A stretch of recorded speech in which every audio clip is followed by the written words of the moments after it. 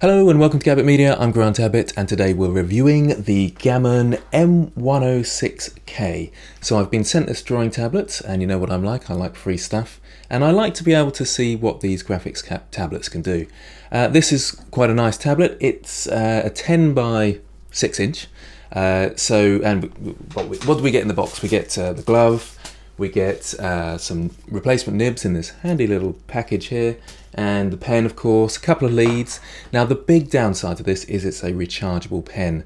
I'm not a big fan of that, but they do tend to last for months and then you just charge them up. You can even use them whilst charging. So it's not a big deal, but I'm not so happy about that for what's on the market at the moment. I would have expected a wireless pen. It has got a pen end to protect the end, and lots of replacement nibs in there.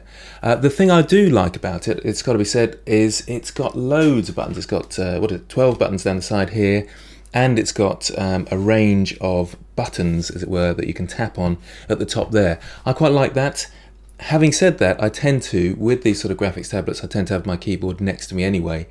But you can program the buttons on the pen, that's important, especially if you're using something like Blender. So in terms of how it felt, I thought it was really good. It had no lag, it was really responsive. It does have only 2000 levels of pressure sensitivity.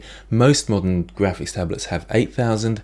Again, I don't really notice the difference with that. I feel like it's one of those sort of megapixels things where there's not a lot of difference and it's more about lenses and cameras rather than the megapixels these days.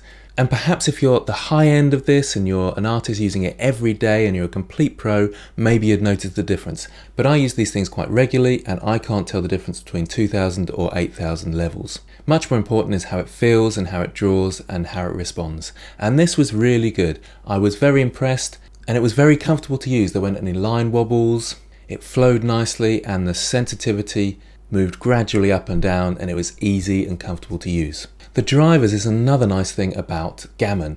They seem to just work out of the box. You download them, you install them, restart your computer, and you're away. I didn't even have to uninstall my Wacom stuff, and I'm really pleased about that.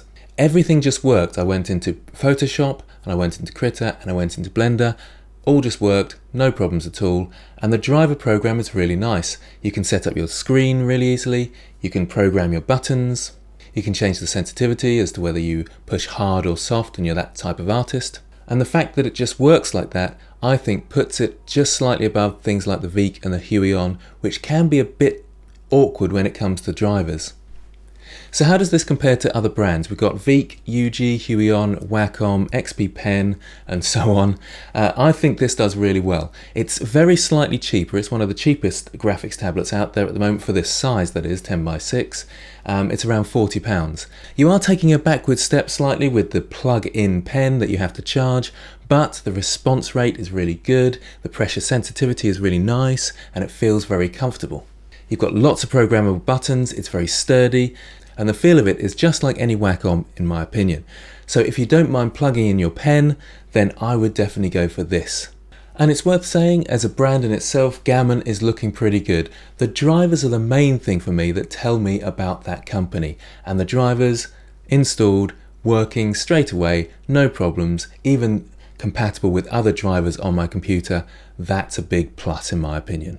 So to round up, I would say this is a very nice graphics tablet. Yes, I would recommend it, as long as you don't mind plugging in your pen every now and again. And I suppose that is one more thing to go wrong, with leads going missing and that type of thing. But if you don't mind that, then this is a really good buy, one of the cheapest on the market, and the drivers, the fact that you can plug in and play, no problems, that's a big plus in my opinion. So that's the end of my review. I hope this helps, and I'll see you next time.